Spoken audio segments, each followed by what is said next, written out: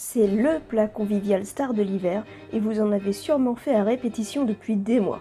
Je veux bien sûr parler de la raclette.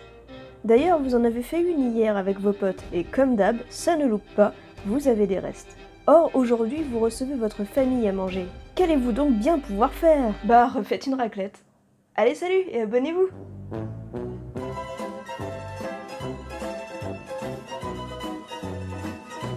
Quoi? Bon allez, ok. Nous allons briser le cycle infernal de la raclette infinie. Nous allons transformer ces restes de raclette en apéro, plat et dessert pour vos invités. Pour commencer, nous allons faire des pop-cakes au fromage à raclette. Il vous faut du fromage à raclette, 150 g de farine, 2 œufs, un demi-verre d'huile d'olive, un demi-verre de lait, un demi-sachet de levure. Faites d'abord fondre le fromage à raclette dans le lait. Mélangez ensuite le tout dans un saladier avec l'huile et les œufs. Ajoutez enfin la farine et la levure. Mélangez jusqu'à obtention d'une pâte. Utilisez ensuite des moules ronds pour un effet lollipop à l'apéro et enfournez pendant 25 minutes à 180 degrés. Maintenant qu'il ne reste plus de fromage, passons à la charcuterie. Pour le plat, nous allons faire des endives en gratin.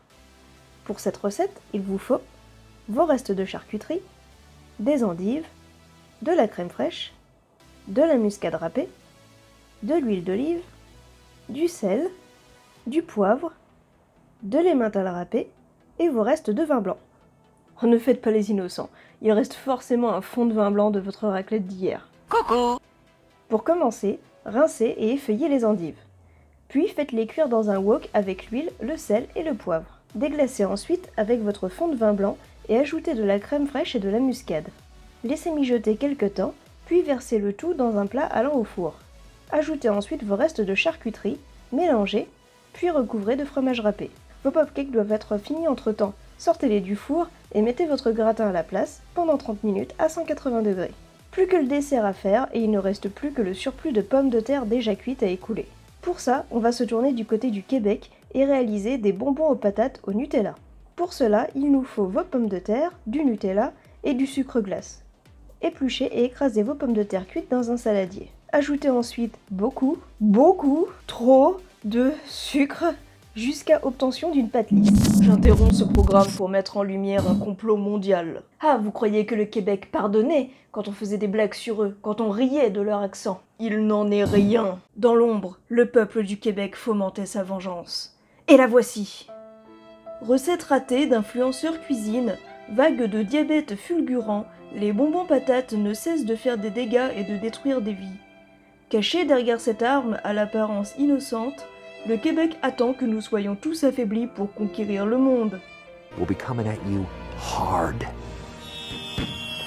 Les proportions, c'est 1 kg de sucre glace pour 1/4 de pommes de terre. Vous êtes fous! Ce n'est pas comestible. Et en plus, moi, innocemment, j'avais utilisé une pomme de terre entière. Donc fallait 4 kg de sucre. 4 kilos? Non! Ah bah j'ai craqué avant, hein. J'ai scindé la préparation en plusieurs parce que de toute façon sinon j'aurais pas eu assez de sucre. Oui, parce que si jamais vous mettez pas assez de sucre, la recette est ratée. Vous allez juste vous retrouver avec du slime de sucre si vous ne claquez pas le kilo. Donc mon conseil, si vous n'avez pas des prédispositions pour la consommation à haute dose de sucre, n'approchez pas ce plat. Sur ce, retournons à la préparation d'un vrai dessert à la pomme de terre pour finir notre repas. Et pour éviter tout nouveau choc culturel, on va partir sur un classique, le moelleux au chocolat. Pour cette recette, il vous faut 300 g de pommes de terre déjà cuites et épluchées, une tablette de chocolat, 3 œufs, 60 g de beurre, 50 g de sucre, 50 g de farine, une pincée de sel. Faites fondre votre beurre puis votre chocolat au micro-ondes. Pendant ce temps, écrasez vos pommes de terre en purée dans un saladier. Ajoutez le beurre, le chocolat, le sucre et la farine. Mélangez les jaunes d'œufs à votre préparation et réservez les blancs dans un second saladier. Ajoutez une pincée de sel dans les blancs et montez-les en neige. Quand vous pouvez retourner le saladier sans faire tomber les blancs, c'est bon. Incorporez vos blancs en neige à la préparation doucement. Versez ensuite le tout dans un moule à manquer et mettez le tout au four pendant 40 minutes à 180 degrés.